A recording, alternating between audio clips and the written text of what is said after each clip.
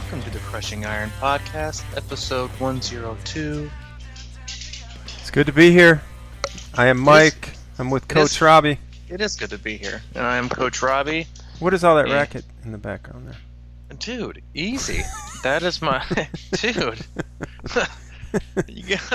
I felt like that was like your first taper tantrum here, clocked at 5:15 Central Time. I'm a little testy. Not with you, but just, don't take anything personally. Oh, listen, I don't. It's one of the best books I ever read, The Four Agreements. Number 1, don't take anything personally. And as Zig Ziglar said, never judge a day by the weather. That's true. Juice, no kidding. Literally, super excited to get out and do my bike ride today. Go pick up my bike from the local bike shop. All nice and spick and span, and new this, new tires and tubes. And forecast 73 and sunny, no clouds, no rain. And from 8 a.m. until 12, it rained. I was like, come on, man. So because I wanted to put off, I didn't want to just go get my bike and put it on the back of my car and then have it, just get poured on. But yeah, that's the weather. Ain't it a thing?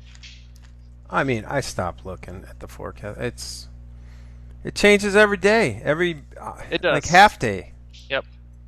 Yeah, no, not even more than a half day. I think I'm gonna try not to look again. I know that I will cave. If I had to abstain from, if I had to be in recovery from checking the weather, I would probably relapse every day, close to a race. So. Yeah, and for everybody who doesn't know, we're doing Louisville this Sunday, and it is Wednesday as we record this. Yeah, October 11th. The race is October 15th, the day after the Ironman World Championships in Kona, Hawaii. And, we are both heading out tomorrow, and it's going to be good. But that racket you hear is Kona on the new hardwood floors. So. Oh, it is. I thought you were putting in blinds or something. Is there any way we can get Kona off the hardwood floors? No more installation. There's one surefire way to get her off the hardwood, and that's for me to get off the hardwood. So I'm going to get off the hardwood and get on the carpet, and she'll join me over here, I'm sure, on the couch. So I will keep things quiet, because, you sound a little bit testy. It was that. I think there's something about the pitch of it that really, was... Yeah, like nails on a chalkboard. A little bit, maybe like that. Okay. Yeah, a little bit. So you ready to roll tomorrow? You pumped? You excited? You anxious?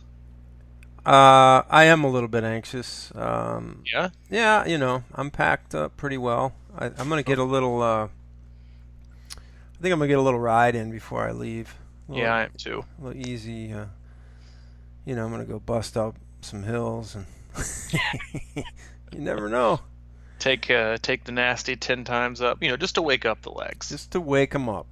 Say, hey, this is what's coming. I'm ready. I'm packed up. I'm pretty packed. As you know, I've had our buddy CC staying here, and I've been asking him, to go down the list, make sure I don't forget anything, and he's out of it. He's out of the game, man. Yeah. Oh, is he? No, I mean at least mentally right now. He's like. You got your bike? And I'm like, okay. It's like, what kind of... I'm looking for, earplug, just sneaker things you might forget. You got your bike? Yep. But it's funny, though, because I even put that on my list. Bike. No, I get that. Like I'm going to forget it, but if I didn't, I'd be, halfway to Louisville and be like, dude, for real, I left my bike. I could see it.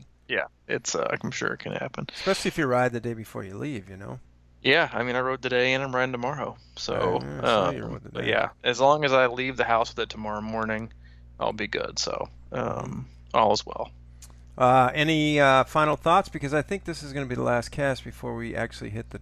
It will be. Yeah, I mean, if you're out there racing or going to be joining us or spectating, I think there's going to be a lot of variables on race day, and with possible rain and definitely some wind and some sun in the early part of the day. So, the like I like to tell my athletes, what you don't have in fitness and athletic ability, you can make up with patience. And that'll be my lasting final words. Yeah. Yeah, I'm going to take that to heart. The patience piece is it's a tough one, man. But Yes, it's super tough. But there are three things that you just straight up have to take into consideration when planning out your race day strategy for Louisville, especially if it's going to be that windy. You know, now I've got three of them. I'll leave those for the athletes that I coach, because I mean, let's be honest, there's only so much free information I can give away on this show. Holding out on me. Well, not on you. I mean, I'll let we'll you know. be But in the same room. Yeah, I'll be in the same room for the next 3 days. But one of them is make sure you've got the legs that headwind's going to require for the last 30 miles of that bike course. Mm-hmm. The other two, I will.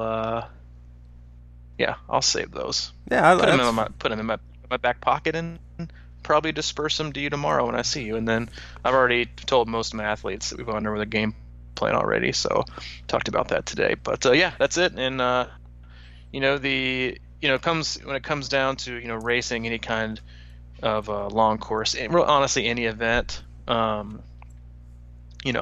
is the two things you can control are your attitude and your effort, and everything else is just you got to let it go. So whether it's wind, rain, heat, cold, sleet, snow, other athletes, the better mood and attitude you can have, and giving your best effort, if you can do that, then you're going to have a good day, and I think you'll be happy with the results. So I'm going to go out there, and my number one goal is to execute, and if I can execute my plan, then I'll be happy with my day.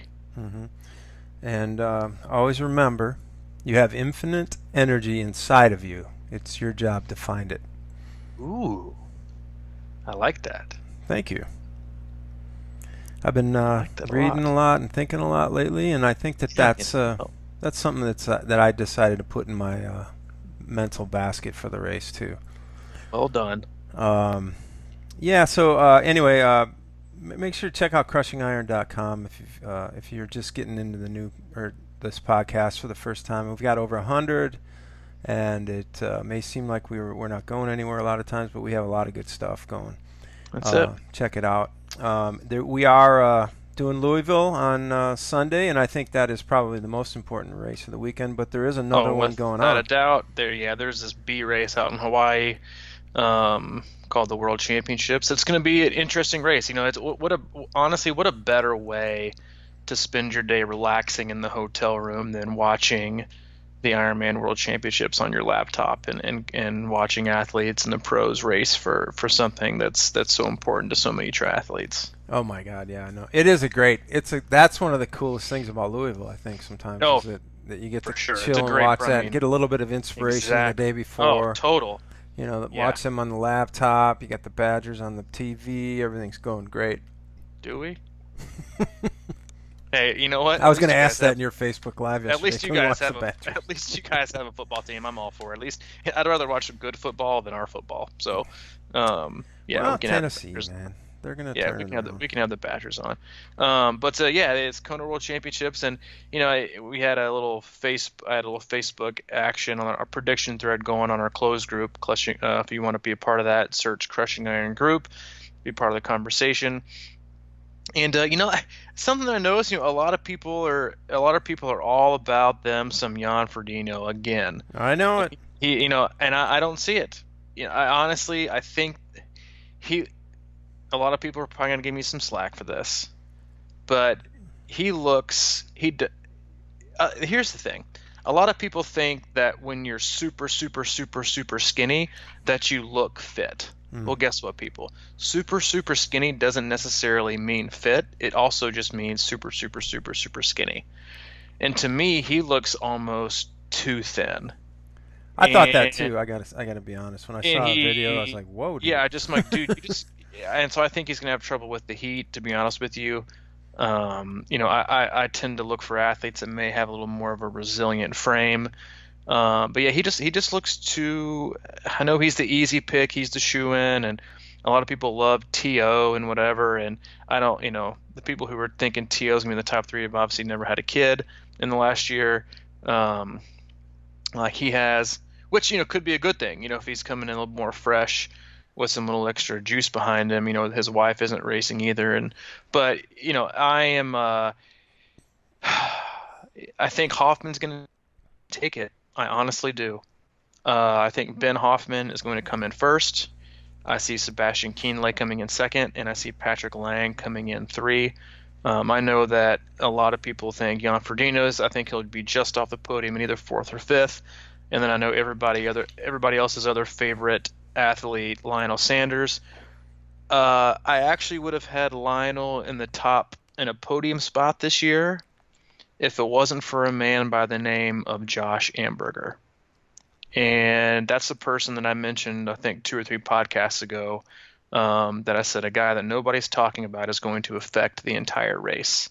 And Josh Amberger, if you're not familiar with him, he's an Australian athlete who is probably going to be one of, if not the top 2 out of the water, with Jan Frodeno, with Potts, all the fast swimmers. He's going to be there. But not only is he a fast swimmer, he is an Uber biker. And so instead of the main contenders having to do what I'd call driving the train, they are going to have somebody else up there. Like he's in no way going to be contending for a podium spot. I think it's his first time out. I think top 10 would be a great finish for him. But usually what happens is guys like Sebastian Kienle and Lionel Sanders, they come. I mean, Lionel Sanders' only real shot to make the podium is if he comes out of the water with Sebastian Kienle and they can ride together up to the front. But the front isn't going to be nearly as easy to catch this year because of a guy like Amberger, he's probably actually going to be going for some bonus bucks with fastest swim and then first off the bike. Is he like Starkey kind of guy?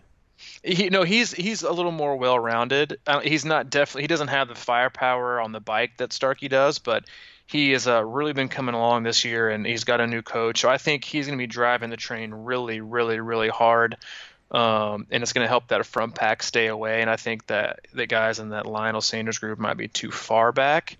But again, if he can make the second swim pack with Kienle, I think he's got a shot. But I just see it. I see it unfolding. With Hoffman. The thing I love about Hoffman, he's so quiet, but they always talk about, and this is something that I really admire about him, and also I really try to, I would really like for people to look at me when I race and say, not just, not that he's fast or that has great times, but he's a very cerebral athlete. And he's a great thinker. He thinks on his feet. He's always patient. He's very tactical. He's always smart.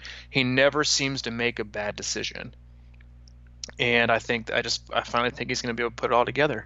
So that's who I got for the men, and the women I've got Ryf. Well, hang on a second here on the men. I mean, I definitely want to get to the women here in a second. I was just looking at the list here. I see Ben Hoffman is now Benjamin Hoffman on the official list. Yep. So he is getting more cerebral. It's officially going long. Yeah, I haven't really studied any of this stuff, but I just get a sense about Kienle this year again because I don't know. I've been kind of watching his post. He just seems really like he's having a good time and he's relaxed out there. He is. I like him a lot. I don't really know anybody that doesn't like him, to be honest. He seems very transparent, very honest. Just seems like I'm a huge fan of his. If he won, I'd be just as excited. But I think it'd be really cool to see Hoffman win as well as an American. Well, yeah, I go back. I've been Hoffman's corner since he won Ironman Wisconsin. You've been on the Hoffman bandwagon for a long time. So this would be, talk about what better pre-race juju for you to have than American Hoffman taking it. Yeah, it'd be nice. I've always Hoffman had he was like the first kind of pro that I got into when I got into the sport because he won Wisconsin. I think the year before I did it, and I saw a lot of the videos, and he just seemed like a cool guy. And what about your boy Tim Don? Any chance? I think maybe next year. I see him blowing up on the bike, to be honest with you. Okay. But you never know. He's obviously in great form. Yeah. Um, Matt Hansen, Andy Potts, any of those guys? no, Matt Hansen, nope. Andy Potts, probably top 10, just because he's also pretty smart. So I think he plays his cards right. Um, yeah, I don't think Matt Hansen has it in the bike yet to be able to use his run as that real weapon. All right, let's move on to the females. Oh, Chris McDonald. Was he? What's that? Yeah, he probably won't be top 20, but Okay. yeah. Anyway, yeah, the women. I mean, I've got Ryf in a walk away, to be honest with you. And You're then not I've alone, got dude. I yeah, was and then looking I at think everybody try picked except for rating. like one or two. I mean, if she didn't win, it'd be because of a mechanical. Kona Uh, odds for her on try rating are 1-1. yeah, I mean, she would have to have a um epically bad race, but that's the thing, you never know. And I've yet to look at the weather too to see, um, because the windier it is, the more it favors the really strong bikers, and she's by far the fastest cyclists. The calmer weather really tends to lead towards making it more of a runner's race, because the cyclists can kind of stay in their groups, and it doesn't take as much out of the pack. But yeah, with unless some barring some, which we've seen in the past, with Wellington getting sick that one year, and that was the first year Miranda Carefree won it, and so you never know what happens. I mean, she's human just like the rest of us, but I think if she's even like remotely on her game, like 80 to 90%, I think she takes it in record-breaking fashion as long as the weather is even like remotely favorable. And then I actually, I don't think a lot of people are talking about her again, but I'm gonna go with two of my favorite females. Everybody's going on the Crowley bandwagon as well. I think she's a real hot name right now. I have her in the top 5, just not in the top 3. And I've actually got Rachel Joyce and coming in second. She was off last year, um, with having her, I think, a new baby girl, and she's back, and she's already, I think, won an event this year. And the last I think 2 or 3 years before she took off last year, she was on the podium every single time. She's like the Buffalo Bills of Kona. She's always on the podium, just hasn't won yet. Always a bridesmaid, never the bride. She's super smart. She knows the race. She's super experienced, and I see. I don't know. We'll see about Heather Jackson. I think she's gonna have some more competition. She'll probably have to race more aggressively to be on the podium. But when you've come in second and you've come in third, the only thing left to do there is come in first. So I know there's a lot of money between second, third, fourth, and fifth.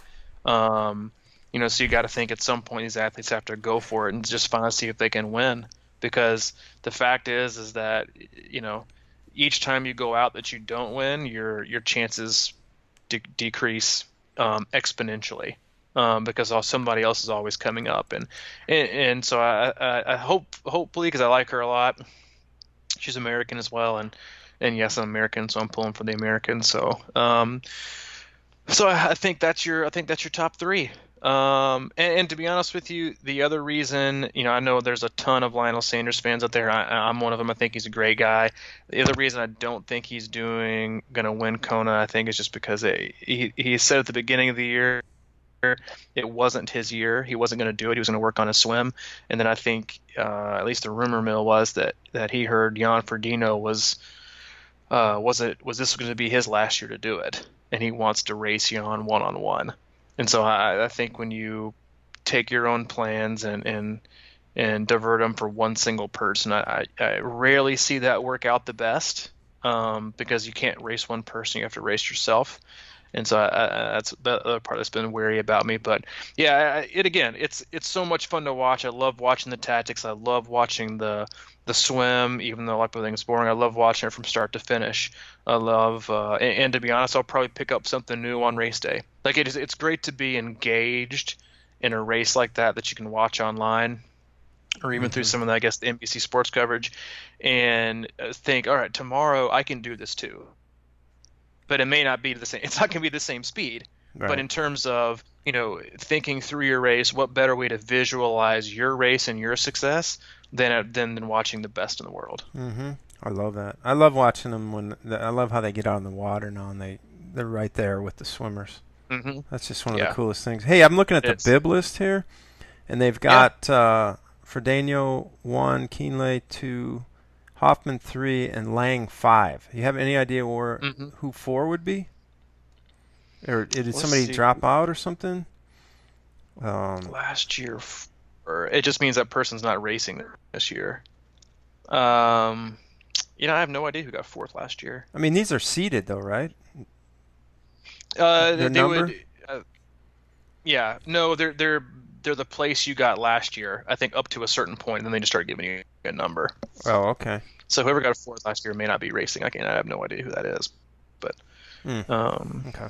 Was it that dude that ran that crazy marathon, or is that?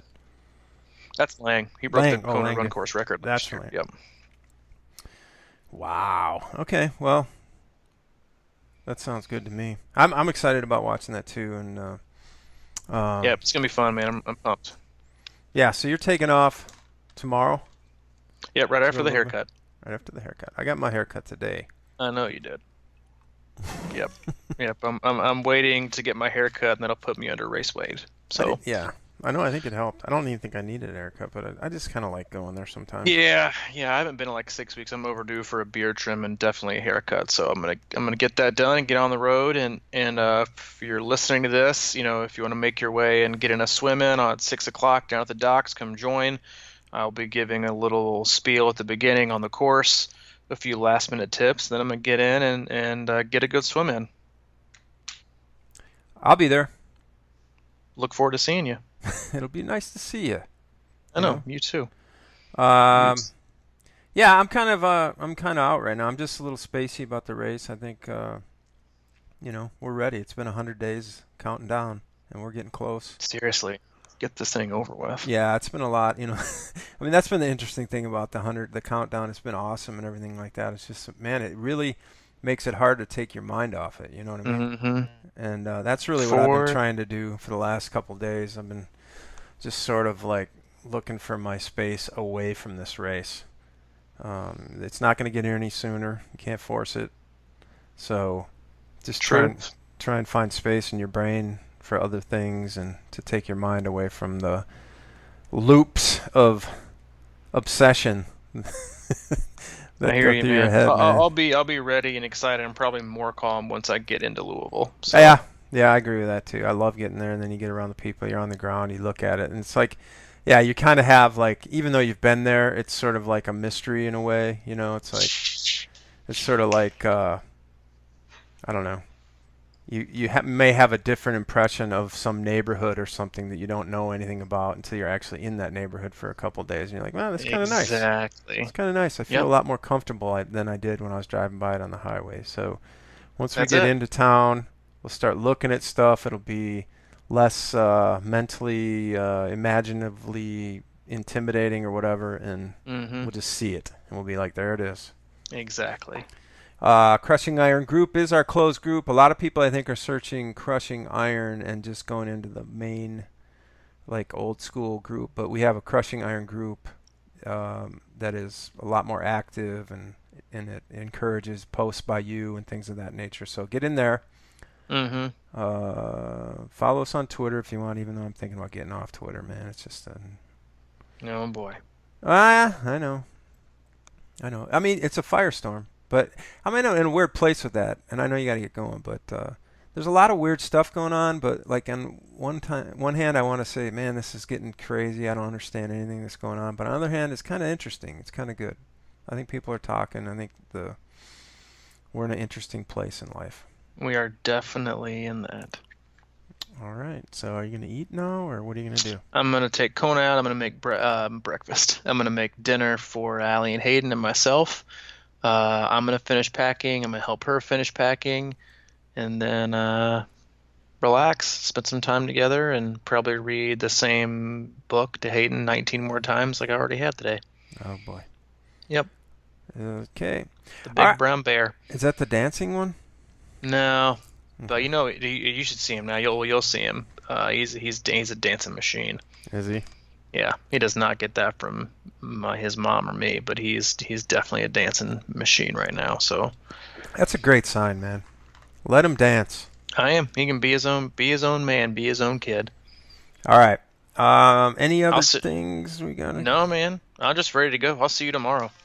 Okay. Thanks for listening to the Crushing Iron podcast. Next time will be all about what happened at Ironman Louisville. Yep. Okay, man. Catch you later. See you, dude. See ya.